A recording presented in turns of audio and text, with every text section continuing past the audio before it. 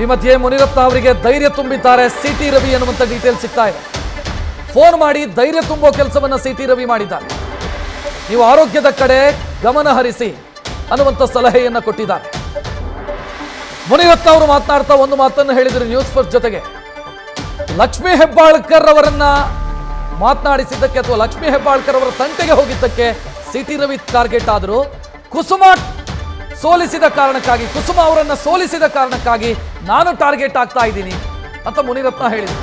ಈಗ ಸಿಟಿ ರವಿ ಮುನಿರತ್ನ ಅವರ ಜೊತೆಗೆ ಫೋನಲ್ಲಿ ಮಾತನಾಡಿದ್ದಾರೆ ಅನ್ನುವಂತ ಮಾಹಿತಿ ಸಿಗ್ತಾ ಇದೆ.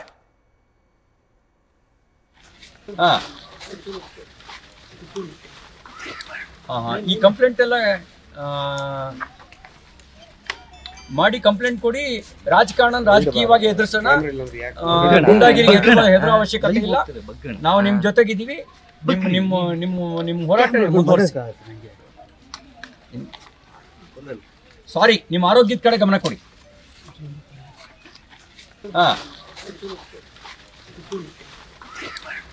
ಈ ಕಂಪ್ಲೇಂಟ್ ಎಲ್ಲ ಮಾಡಿ ಕಂಪ್ಲೇಂಟ್ ಕೊಡಿ, ರಾಜಕಾರಣ ರಾಜಕೀಯವಾಗಿ ಎದುರಿಸೋಣ, ಗುಂಡಾಗಿರಿ ಹೆದರೋ ಅವಶ್ಯಕತೆ ಇಲ್ಲ. ನಾವು ನಿಮ್ ಜೊತೆಗಿದ್ದೀವಿ, ನಿಮ್ಮ ಹೋರಾಟ ಮುಂದುವರಿಸಿ. ಸಾರಿ, ನಿಮ್ಮ ಆರೋಗ್ಯದ ಕಡೆ ಗಮನ ಕೊಡಿ.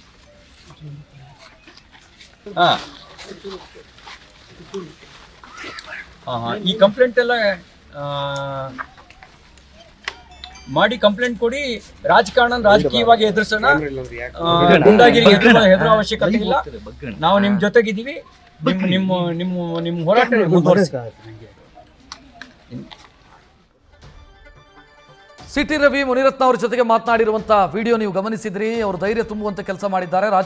ರಾಜಕಾರಣದ ರೀತಿಯಲ್ಲೇ ನಾವು ಎದುರಿಸೋಣ, ಒಟ್ಟಾಗಿ ಎದುರಿಸೋಣ, ಆರೋಗ್ಯದ ಕಡೆ ಗಮನ ಹರಿಸಿ ಇಂಥ ಸಿಟಿ ರವಿ ಮುನಿರತ್ನ ಅವರ ಜೊತೆಗೆ ಮಾತನಾಡ್ತಾ ಇರೋದನ್ನು ಗಮನಿಸಿದ್ರಿ. ಮುನಿರತ್ನ ಅವರು ನೇರವಾಗಿ ಆರೋಪ ಮಾಡ್ತಾ ಇರೋದು ಸಿಟಿ ರವಿ ಟಾರ್ಗೆಟ್ ಆಗೋದಕ್ಕೆ ಕಾರಣ ಲಕ್ಷ್ಮೀ ಹೆಬ್ಬಾಳ್ಕರ್ ಅವರ ತಂಟೆಗೆ ಹೋದ್ರು ಅನ್ನೋದು, ನಾನು ಟಾರ್ಗೆಟ್ ಆಗೋದಕ್ಕೆ ಕಾರಣ ಕುಸುಮ ಅವರನ್ನು ಸೋಲಿಸಿದೆ ಅನ್ನೋದು, ಕುಸುಮ ಅವರು MLA ಆಗಬೇಕು, ಅವರನ್ನೂ ಕೂಡ ಮಂತ್ರಿ ಮಾಡಬೇಕು ಅನ್ನೋದು DK ಶಿವಕುಮಾರ್ ಮತ್ತು DK ಸುರೇಶ್ ಅವರ ಯೋಚನೆ. ಅದಕ್ಕೆ ನಾನು ಅಡ್ಡಿಯಾಗಿದ್ದೀನಿ, ಅದಕ್ಕಾಗಿ ನನ್ನನ್ನು ಟಾರ್ಗೆಟ್ ಮಾಡ್ತಿದ್ದಾರೆ ಅಂತ ಮುನಿರತ್ನ ಅವರು ಆರೋಪವನ್ನು ಮಾಡ್ತಾ ಇದ್ದಾರೆ. ಒಂದಂತೂ ಸ್ಪಷ್ಟ, ರಾಜಕೀಯದ ರೀತಿಯಲ್ಲೇ ಮಾಡಬೇಕು, ಆದರೆ ಇಲ್ಲಿ ಕರ್ನಾಟಕದಲ್ಲಿ ಬೇರೆ ರೀತಿಯಲ್ಲಿ ಅದು ಆಗ್ತಿದೆಯಾ ಅನ್ನುವಂಥ ಅನುಮಾನವೊಂದು ಮೂಡ್ತಾ ಇದೆ. ಪಶ್ಚಿಮ ಬಂಗಾಳ, ಬಿಹಾರದ ರೀತಿಯಲ್ಲಿ ಕರ್ನಾಟಕದ ರಾಜಕಾರಣವೂ ಕೂಡ ಹೋಗ್ತಾ ಇದೆಯಾ, ಅದೇ ದಾರಿಯಲ್ಲಿ ಕರ್ನಾಟಕದ ರಾಜಕಾರಣವೂ ಕೂಡ ಹೋಗ್ತಿದೆಯಾ ಅನ್ನುವಂಥ ಪ್ರಶ್ನೆಯೂ ಕೂಡ ಮೂಡ್ತಾ ಇದೆ. ಯಾಕಂತಂದ್ರೆ ಒಬ್ಬ ಶಾಸಕ ಒಂದು ಕಾರ್ಯಕ್ರಮದಲ್ಲಿ ಭಾಗಿಯಾಗೋದಕ್ಕೆ ಹೋಗೋ ಸಂದರ್ಭದಲ್ಲಿ ಈ ರೀತಿ ಟಾರ್ಗೆಟ್ ಮಾಡಲಾಗ್ತಿದೆ ಅಂತಂದ್ರೆ ಕಾನೂನು ಸುವ್ಯವಸ್ಥೆ ಏನಾಗಿದೆ, ರಾಜ್ಯದ ಲಾ ಅಂಡ್ ಆರ್ಡರ್ ಪರಿಸ್ಥಿತಿ ಏನು, ಈ ಪ್ರಶ್ನೆ ಸಹಜವಾಗಿ ಮೂಡ್ತಾ ಇದೆ.